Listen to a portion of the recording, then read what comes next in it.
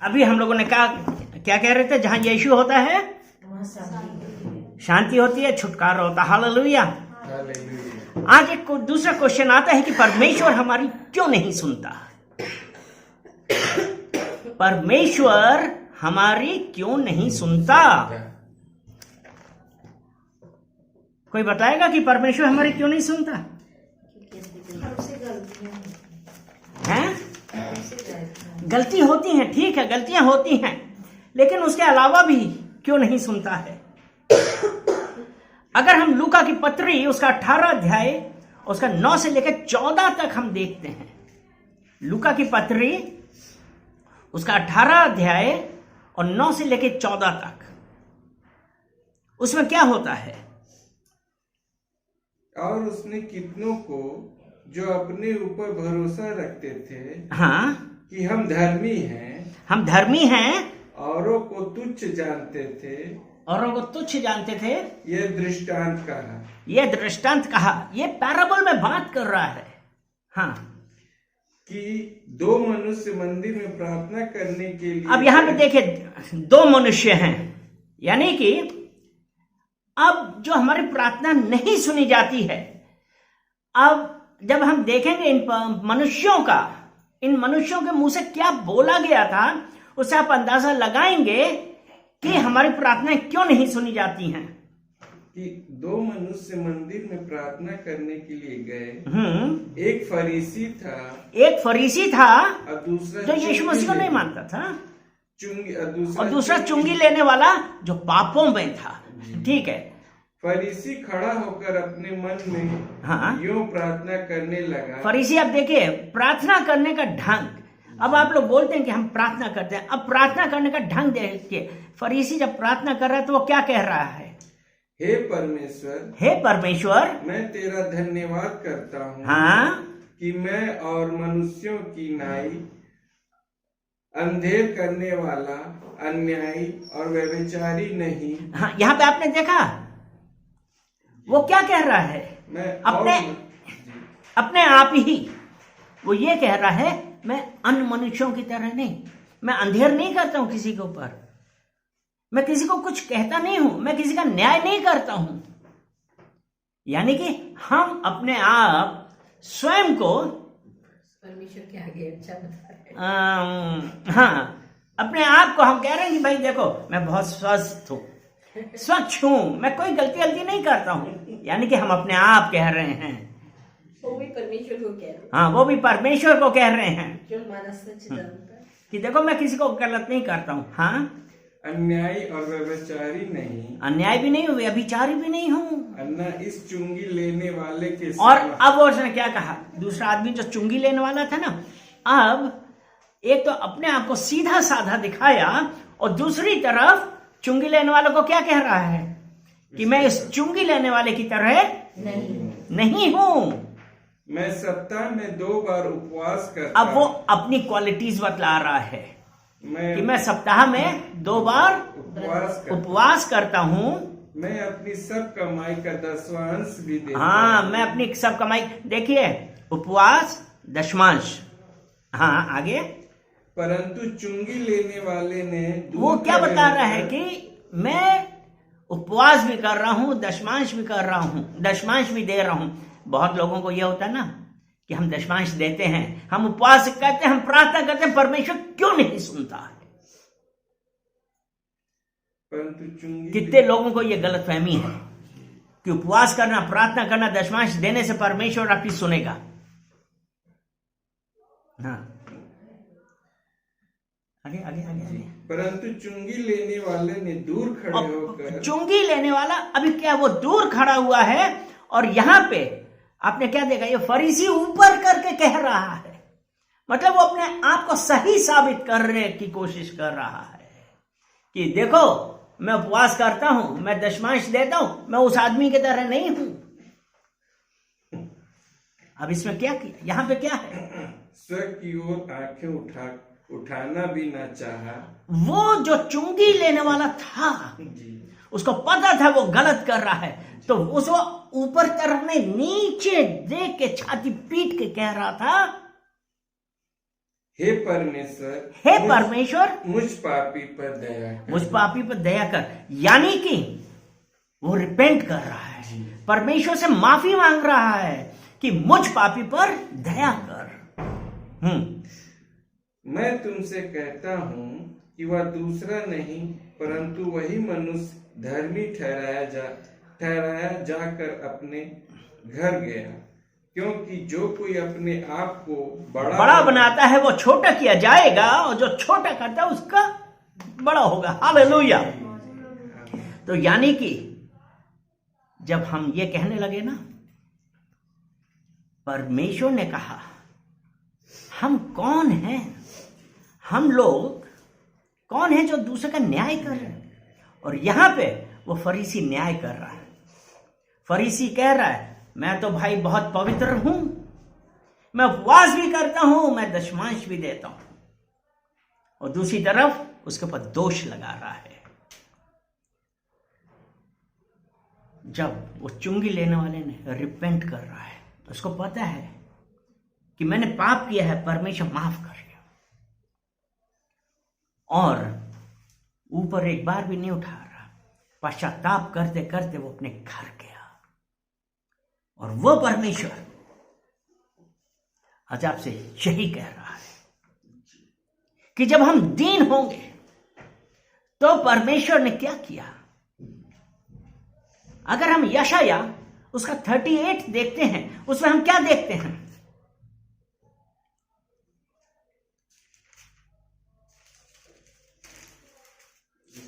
क्योंकि फरीसी वो क्या कर रहा था, अपने आप को सही साबित कर रहा था, अपने आप को कंपेयर कर रहा था दूसरे से। 38 आइज़ाया 38 उसमें हम पढ़ते हैं हिजकिय्याह के बारे में, हिजकिय्याह के बारे में। हिजकिय्याह हाँ एक पढ़ो। उन दिनों और यहोवा की ओर से इस बात का तेरे लिए यह चिन्ह होगा कि धूप की 38 यशायाह 38 उसका एक। अच्छा, एक 1 अच्छा ठीक। उन दिनों में हिजकिय्याह ऐसा रोगी हुआ, उन दिनों हिजकिय्याह ऐसा रोगी हुआ कि वह मरने पे था। यानी कि हिजकिय्याह राजा रोगी हुआ, वो मरने में था, ऑलमोस्ट अबाउट टू डाई, मरने वाला। और आमोस के पुत्र यशायाह नबी ने उसके पास जाकर, और यशायाह नबी ने उसके पास जाके क्या कहा कि अपने घर को सुधार लो, और जिसको बुलाना है बुला लो, क्योंकि तुम मरने वाले हो, है ना, तुम मर जाओगे, जीवित नहीं रहोगे। और 2 में क्या कहा? अब देखिए जो इसकी दूसरी आयत है, हिजकिय्याह ने किसी मनुष्य को नहीं बोला।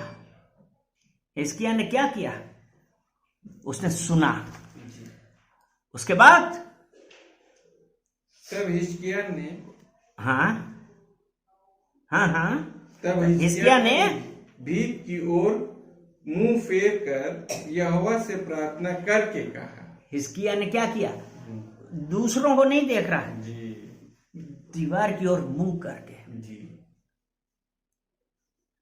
किससे प्रार्थना किया? यहोवा से, परमेश्वर से प्रार्थना किया। क्या उसने यशायाह से प्रार्थना किया? उसने किसी और से प्रार्थना किया? नहीं। और आज जब वो मरने पे था, उसको पता है, उसने क्या किया? किसी और से नहीं बोला, किसी और से कुछ नहीं कहा, दीवार की तरफ मुड़ा और यहोवा से प्रार्थना करी, और उसने अपना दिल, अपना हृदय यहोवा के सामने खोला। और क्या कहा यहोवा से?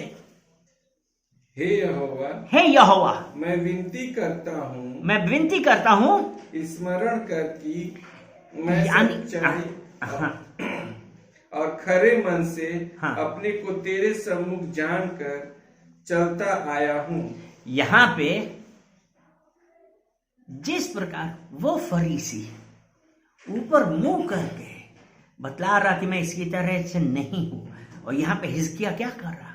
दीवार की तरफ मुंह करके परमेश्वर से कह रहा है, परमेश्वर मैं तेरे सामने खरी चाल चलता आया हूं, मैंने किसी को कुछ नहीं कहा, सिर्फ तेरे से प्रार्थना करता था, तेरे सामने खरी चाल चलता था। कुछ आगे, और जो तेरी दृष्टि में उचित था और जो वही तेरी करता आया। दृष्टि में उचित था वही करता आया। और हिचकिया बिलक बिलक कर रोने और किसके आगे बिलक बिलक के रोने लगा? परमेश्वर के आगे। आज आप क्यों बिलक बिलक के लोगों के आगे रोकते हो? क्यों कहते हो कि मेरी प्रार्थना नहीं सुनी? परमेश्वर के आगे प्रार्थना कीजिए। दुनिया के लिए आप अंधे हो जाइए, क्योंकि आप दुनिया को नहीं, आप सिर्फ परमेश्वर को देखिए। हालेलुया। हालेलुया। और आज जब आप उस परमेश्वर को देखेंगे, प्रार्थना करेंगे, घुटनों में आइए, प्रार्थना करिए। और हिजकिय्याह बिलक बिलक कर रोने लगा। तब यहोवा का यह वचन तो यशायाह यहोवा का के पास ये वचन यशायाह के पास पहुंचा। जाकर हिजकिय्याह से कहे कि तेरे मूल पुरुष दाऊद का परमेश्वर यहोवा यों कहता है, तेरे मूल पुरुष दाऊद का परमेश्वर यहोवा यों कहता है, मैंने तेरी प्रार्थना सुनी और तेरे जीवन में 15 वर्ष बढ़ा दिए। आज वो परमेश्वर तैयार है, लेकिन क्या हम तैयार हैं? हमने कर ली। क्या हम माफी मांगने के लिए तैयार हैं? और वो परमेश्वर जो हमारे आंसू देख रहा है, हमारा हृदय जानता है, क्योंकि यिर्मयाह 17 उसके 10 में कहता है, मैं यहोवा मन की खोजता और हृदय को जांचता हूं। वो यहोवा मन की खोजता, हृदय को जांचता है और प्रत्येक जन को उसके कार्यों के अनुसार उसका फल देता है। आज आप किस ढंग से उसे प्रार्थना कर रहे हैं? Are you selfish? क्या आप सेल्फिश हैं कि आप सिर्फ परमेश्वर से कह रहे हैं मैं खरी चाल चल रहा था और जो कुछ आपकी आज्ञा थी उसके अनुसार कर रहा था? वो परमेश्वर आपकी सुन रहा है। हालेलुया। तो इसलिए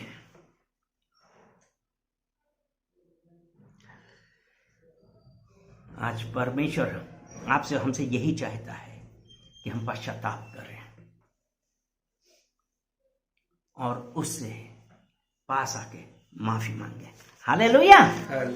परमेश्वर आप परमेश्वर को अच्छे लगते हैं कि परमेश्वर आपको अच्छा लगता है? है ना? दोनों एक दूसरे के लिए हाँ।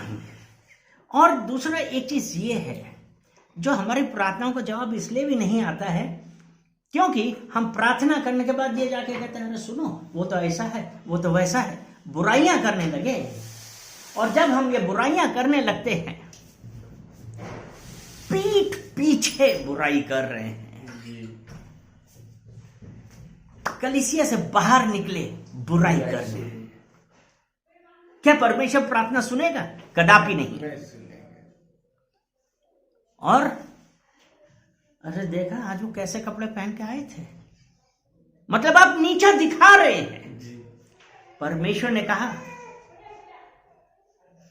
व्यवस्था विवरण उसका 10 अध्याय उसका 17 वचन,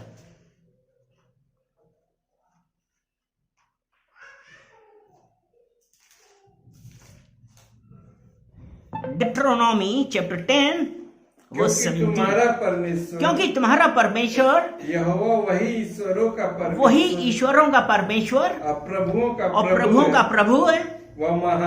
वो महान पराक्रमी और भय योग्य है। वो किसी का पक्ष नहीं लेता, जो किसी का पक्ष नहीं करता और न घूस ले। वो किसी का पक्ष नहीं करता। तो आप कौन है जो नीचा दिखा रहे हैं? परमेश्वर ने कहा है हिब्रानिया 13 उसके 8 के अनुसार, he is the same yesterday today and forevermore. आज कल और युगान युग तक एक है। वो जब तब नहीं लेता था, वो आज भी नहीं लेता किसी का पक्ष। वो ये नहीं देखता कि आप कैसे कपड़े पहने हैं, ये नहीं देखता है आप काले हैं, पीले हैं, भूरे हैं, सफेद हैं। वो ये नहीं देखता है। वो आपका हृदय देखता है।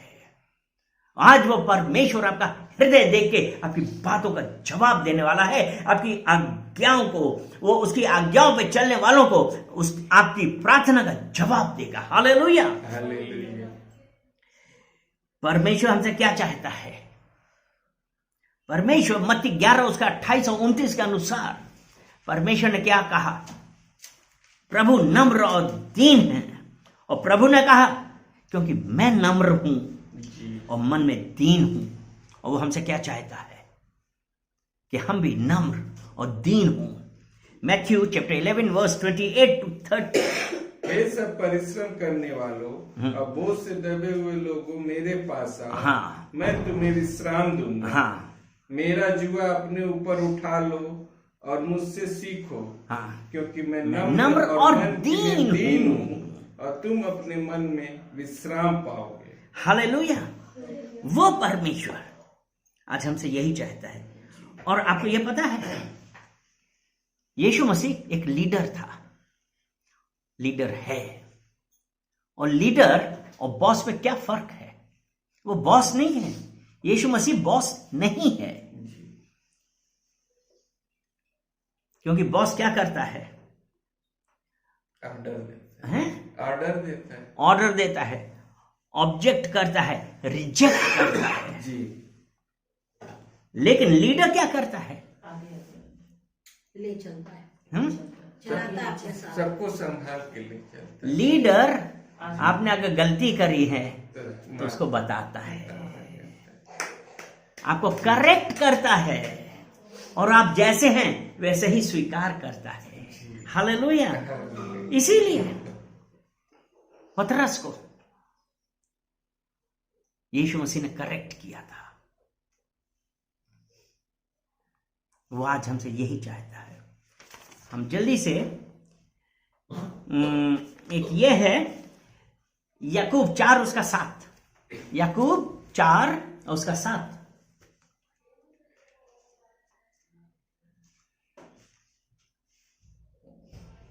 इसलिए परमेश्वर के अधीन हो इसलिए परमेश्वर के अधीन हो जाओ और शैतान के सामना करो, शैतान का सामना करो तो वह तुम्हारे पास से भाग निकलेगा। अब यहां पे परमेश्वर के अधीन हो जाओ। और शैतान क्या है? शैतान यानी कि इब्लिस इब्लिस क्या है?